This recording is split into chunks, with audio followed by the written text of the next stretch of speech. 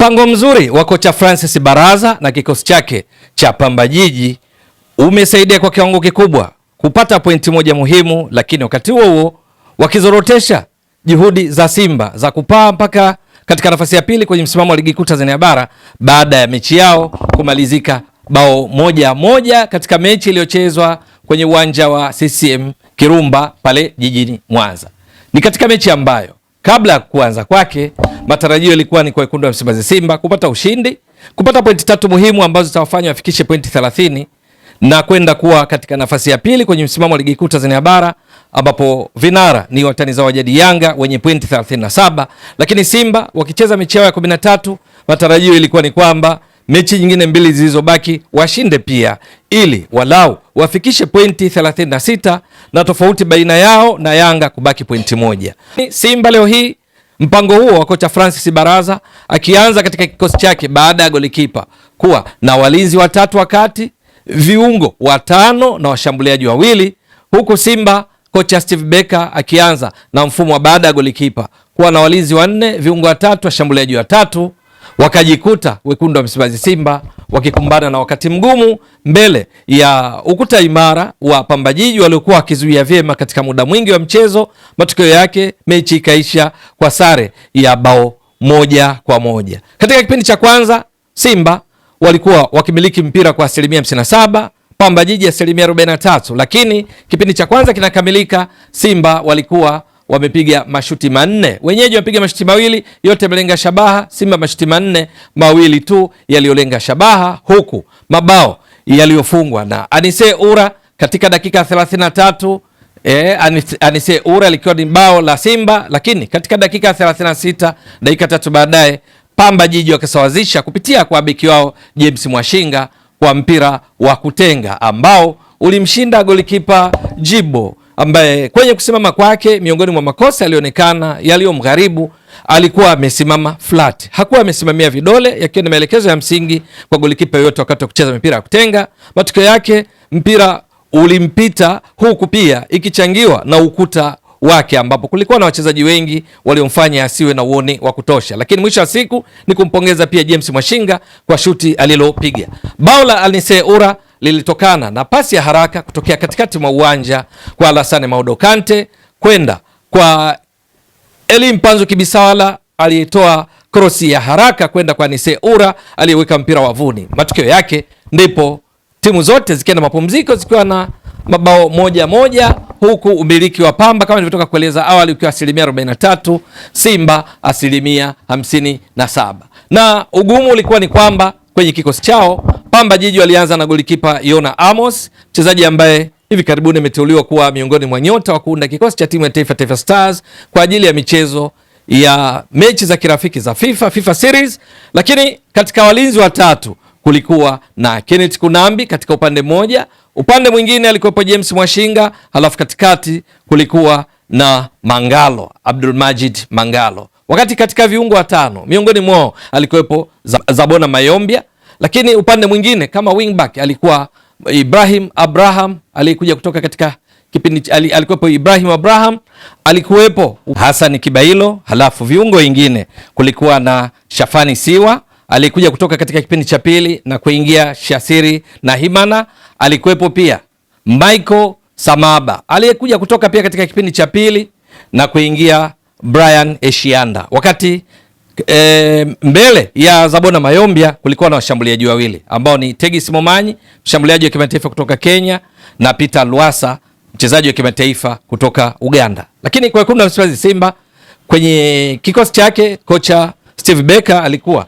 na golikipa Mahamadu Tanja Jibo, lakini beki wa kulia alikuwa ni Kapombe, wakati kushoto kulikuwa na Nixon Kibabage, katikati kulikuwa na Roshan Derok aliyecheza pamoja na Ismail Olivier Toure. Roshan Derok alikuja kutoka dakika 84 akaingia Useni Mbegu, miongoni mwa mabadiliko yalifanywa na kocha Steve Becker. Lakini katika viungo 3 kulikuwa na Cletus Chota Chama, alikuwepo Yusuf Kagoma, lakini katikati alikuwepo Alassane Maudo Kante. Wakati washambuliaji watatu katikati alianza na mshambuliaji bandia Force 9 ambaye alikuwa ni Eli Mpanzu Kibisawala, bila shaka ni ni baada ya Mpanzu kumshawishi Steve Barker kwa nafasi hiyo kutokana na kile alichokifanya katika michezo iliyopita dhidi ya Singida Black Stars. Aliingia katika kipindi cha pili akafunga bao zuri wakati wakipata ushindi wa 2-1.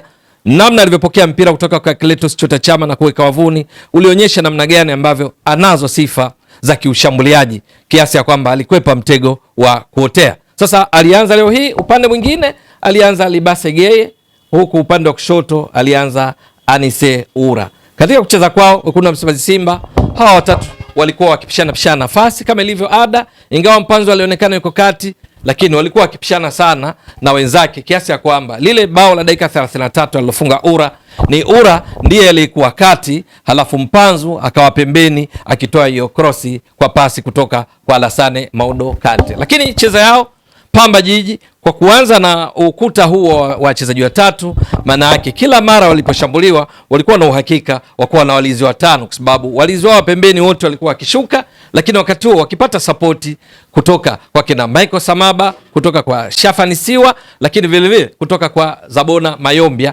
huku kati ya wale washambuliaji wawili Tegis Momanyi walao akibaki mbele kidogo, lakini Peter Rwasa akija kuungana na wenzake hawa wakati wanapozuia, hivyo kufanya Simba wawe na wakati mgumu wa kukata mistari ya kiulinzi ya Pamba, lakini pia kupita kati ya mchezaji mmoja na mwingine kwa sababu nafasi ilikuwa nyembamba sana. Lakini wakati walipokuwa wakishambulia, nini walichokuwa wakifanya? Kwanza wanapozuia maki kukabiliana na mashambulizi ya kutoka kwa Libase Geye, alikuwa akiingia ndani, Kapombe akipanda kwenda kuongeza mapana ya uwanja, Chama akiingia ndani, Ura akiingia ndani kuungana na Mpanzu, lakini pia Alassane Maudo Kante na Yusuf Kagoma, mmoja akiwa anasogea mbele, lakini nyuma wakibaki walinzi wawili, wakati mabeki wa pembeni nao kina Nixon Kibabagi alikuwa akipanda kama anafanya Kapombe upande mwingine.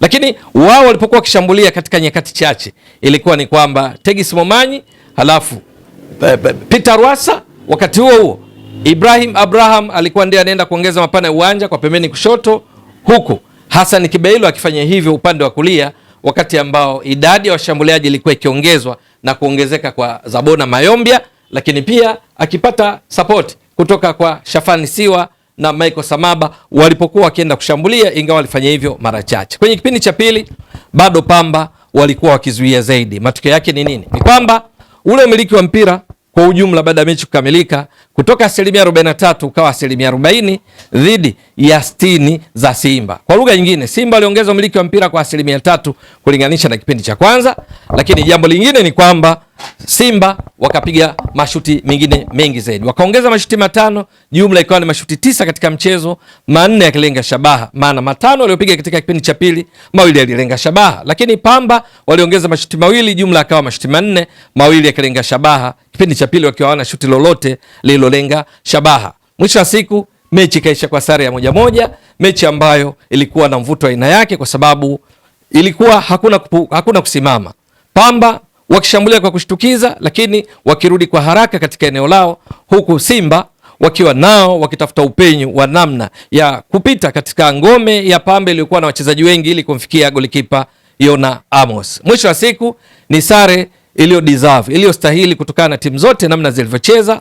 Matokeo yake ni nini? Kwanza, Pamba walau wamejikwamua kutoka katika makucha ya Simba. Msimu uliopita walifungwa mechi zote mbili. Ya kwanza wakiwa nyumbani Pamba walifungwa 1-0 na Simba, lakini wakiwa ugenini walipigwa 5-1 na Simba. Katika ligi nzima kwa msimu uliopita mechi mbili, Pamba walipigwa mabao 6-1 na Simba katika mechi zote mbili, wakichangia 9% mabao yote walifunga Simba msimu uliopita, kwa sababu Simba walimaliza ligi wakifunga mabao 69, wakiruhusu mabao 13, moja likifungwa na Pamba. Lakini matokeo haya pia yameifanya Pamba ipande sasa. Imeenda mpaka katika nafasi ya 5 katika msimamo wa ligi kuu Tanzania bara. Mechi ya 16 imetimiza pointi 25. Mabao yaliyofunga sasa ni 19, ikiruhusu mabao 14. Simba imepanda, lakini sio kwa kiwango cha kuipiku Azam inayoshika nafasi ya pili, kwa sababu sare ya leo hii imeifanya ifikishe pointi 28 sawa na JKT Tanzania, lakini kinufaika kwa tofauti nzuri ya mabao ya kufunga na kuruhusu. Bao lilofunga Simba leo hii limewafanya wafikishe mabao 21, lakini bao liloruhusu limefanya waruhusu bao la 6. Hivyo wamefunga mabao 21, wameruhusu mabao 6.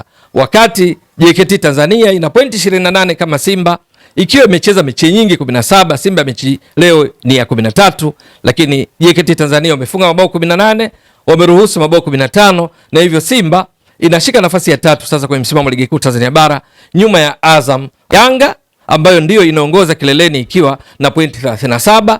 Sasa Simba maana yake mpango kazi wa kupata matokeo ya ushindi leo hii umeshindikana, huku pia kocha Steve Becker akiwa sasa anayekwenda katika mchezo ujao akiwa walau na uhakika kumpata Selemani Mwalimu aliyekosekana katika mechi 3 kutumikia adhabu, kwa sababu alilazimika kuwa anatumia washambuliaji bandia force 9.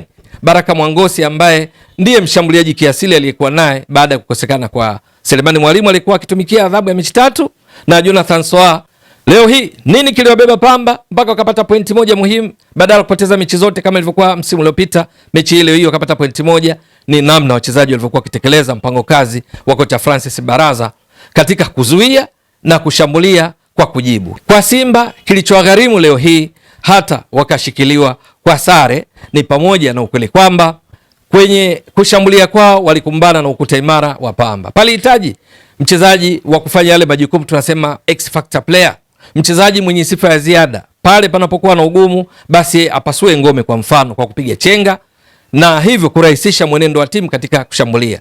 Aniset Ura ni mzuri katika majukumu ya namna hii, Libasege hali kadhalika, Eli Mpanzu. Lakini leo hii mbele ya ukuta imara wa Pamba uliokuwa na kina Mangalo, James Mwashinga, Ibrahim Abraham, Hasani Kibailo, viungo wao akina Michael Samaba aliyekuja kutoka na kuingia Brian Eshianda, lakini Shafani Siwa alikuja kutoka kuingia Shasiri na Imana, walijikuta wana wakati mgumu, kwa sababu Pamba muda mwingi walikuwa na wachezaji wengi kwenye eneo lao wakati wakizuia. Ndio maana Simba mechi nzima mashuti waliopiga yolenga shabaha ikiwa 4, wakati Pamba wakipiga mashuti 4 tu mechi nzima, 2 yakilenga shabaha. Mechi bado nyingi katika ligi kuu Tanzania bara. Simba bado ina mechi 17 mkononi ili kutimiza mechi 30 za msimu.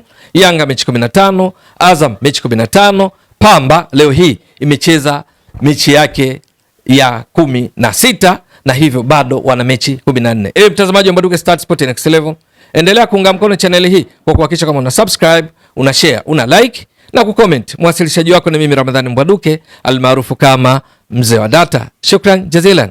Bye bye.